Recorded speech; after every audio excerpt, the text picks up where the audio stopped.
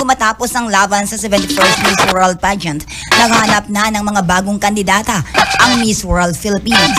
Sa social media, inanunsyo ng MWPH organization na bukas na ang application process para sa next edition ng local competition. Ang deadline ng entries ay sa darating na April 12. Kung maalala, 2 taon na ang nakakaraan nang muling tumanggap ng fresh candidates ng nasabing organisasyon. Ito ay dahil na rin sa pagkakaudlot ng naturang international competition na sanhi ng COVID-19 pandemic.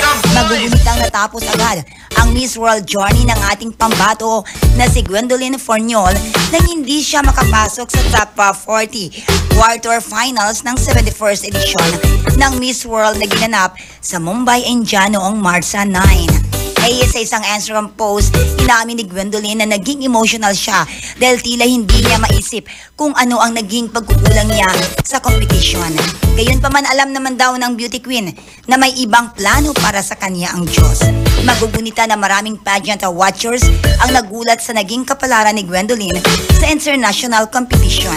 Umasa kasi sila na malaki ang fighting chance ng tubong Negros Occidental, lalo na't isa siya sa mga nangunguna sa pre-pageant activities.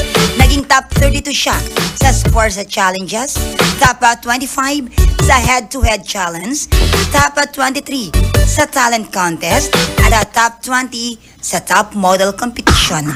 Ang bagong may hawak ng Miss World title ay si Christina Saikova ng pambato ng Czech Republic. Ang Pinay beauty actress naman na si Megan Yang ang nanatiling nag-iisang Miss World winner ng Pilipinas. Nakuha niya ang titulo nung lumaban siya sa 63rd edition nito na nangyari noong 2013. Ayan.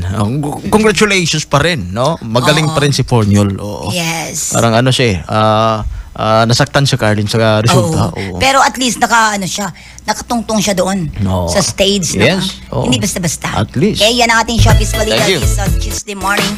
And the Ate Lenti Amo, I love